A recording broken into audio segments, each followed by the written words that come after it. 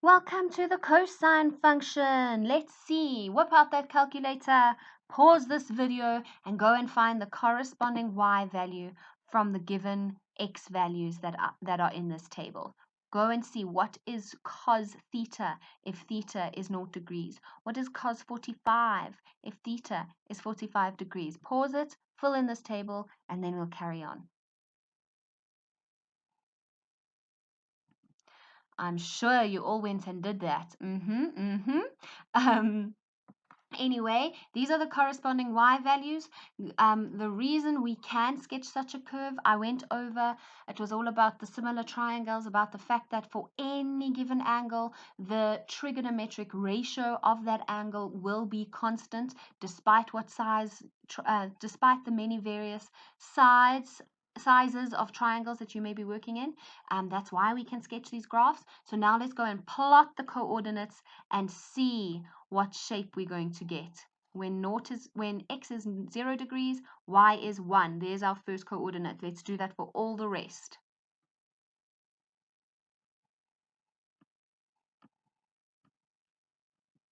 Ooh, have a look at this lovely significant one. When x is 180 degrees, y is -1. And thereafter, our coordinates start increasing in height again. Voila, voila. We get this beautiful shape called the cosine curve. Have a look.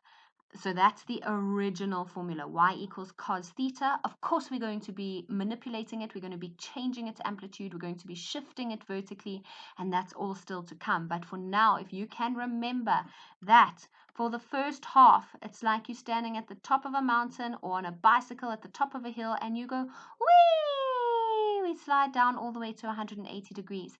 And then from 180 degrees upwards, we climb for the next 180 degrees to make a period of 360 degrees. The way you can remember the shape of this graph, there are several ways to remember it. It could look like a bicycle handlebar, just like that bicycle you use to freewheel downhill and then pedal on uphill. So that would be bicycle handles. Or you can remember curly cuff or cup. It looks slightly like a chalice or an old-fashioned wine glass from the side view, a cup. Or you can even think to yourself, doesn't this look like a bowl? And in Afrikaans, what would you put in a bowl? Well, we would put some kos in there. So if you, Afrikaans word of the day, kos.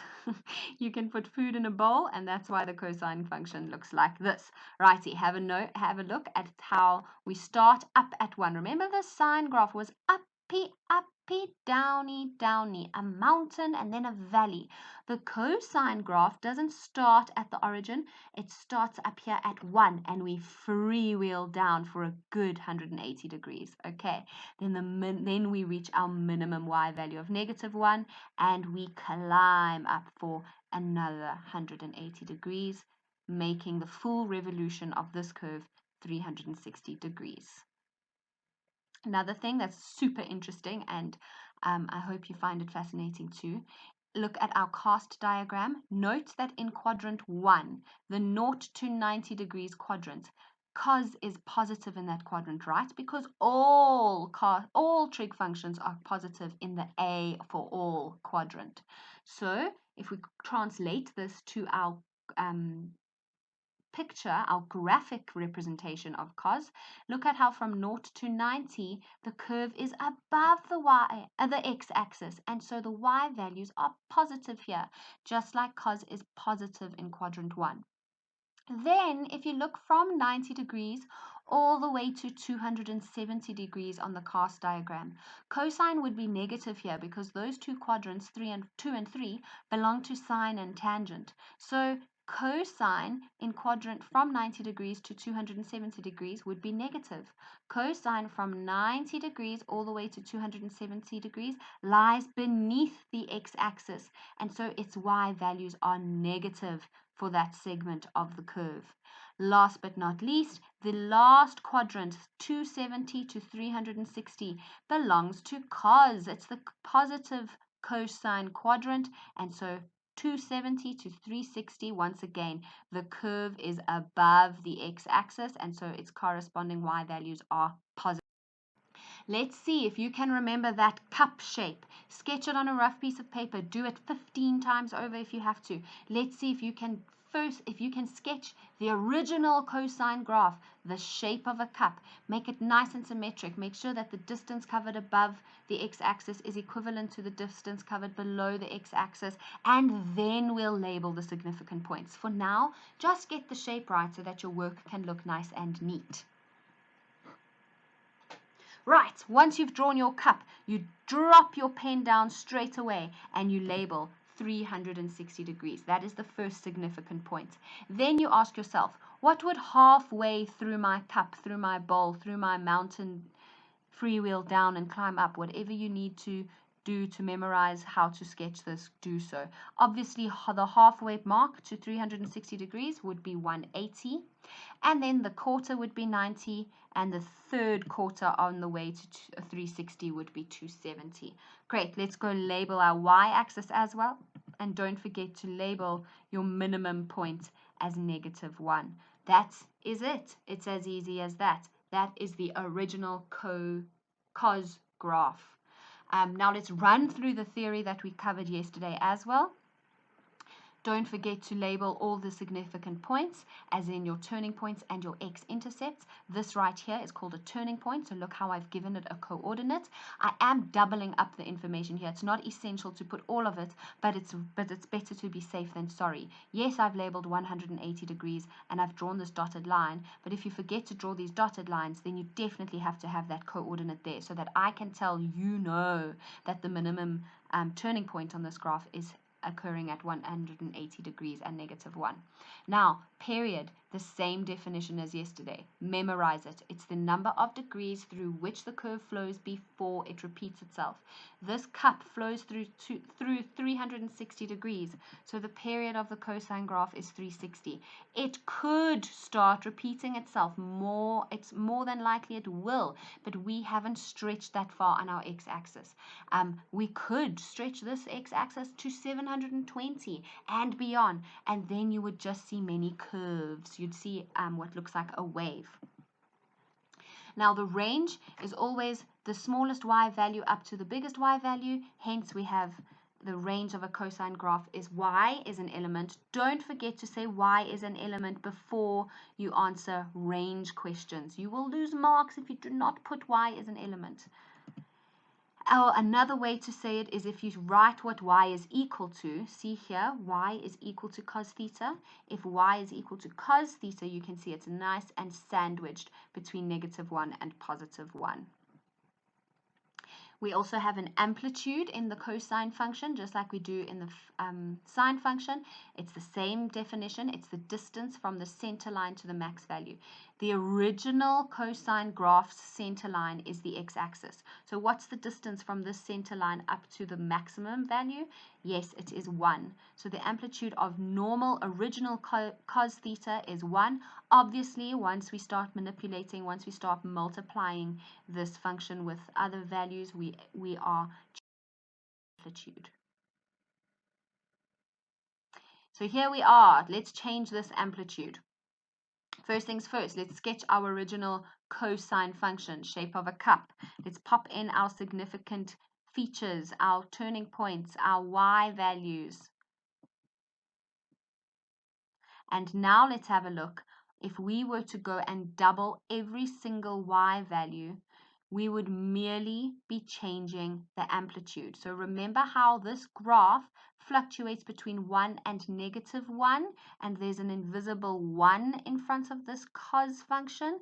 If we go and replace the amplitude with 2, it means the graph is going to fluctuate between, you guessed it, 2 and -2. So we keep the shape exactly the same. We keep the x-intercepts and the x value of the turning point exactly the same, but we just make it stretch a little more vertically.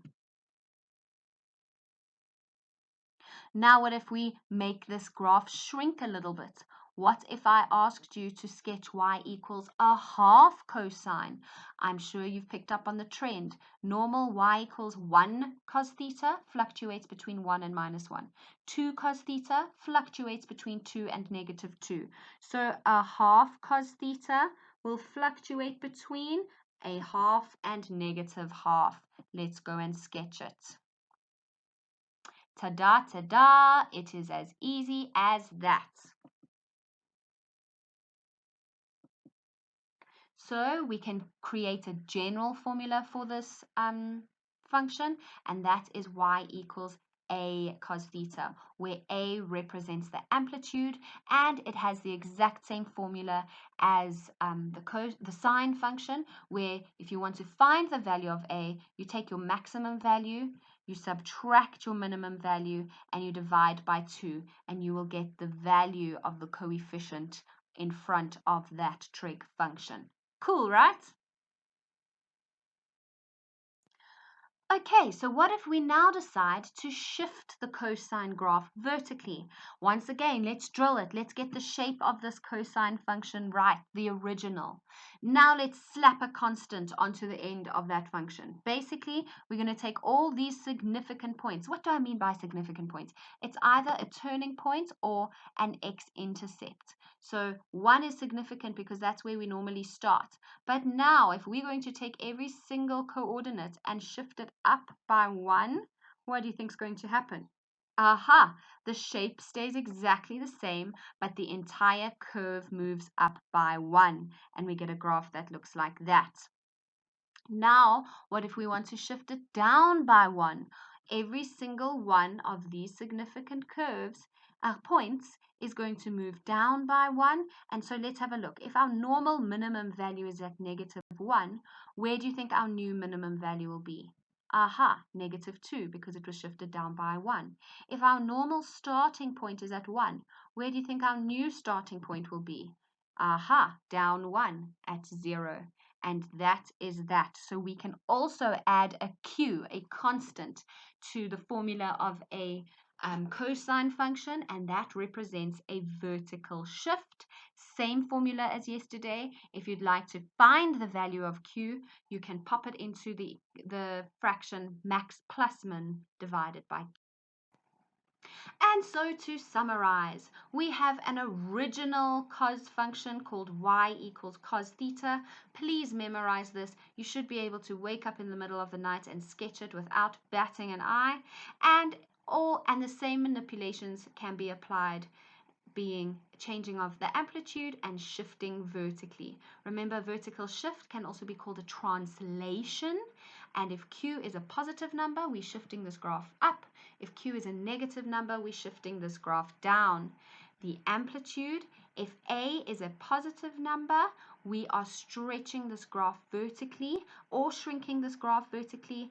If a happens to be negative, we are also stretching or shrinking, but we are drawing the reflection of this graph. So let's have a look. If you have a normal cup shape for the normal cosine theta, then a negative cosine theta is going to look like an upside down cup, or like a hill, a mountain.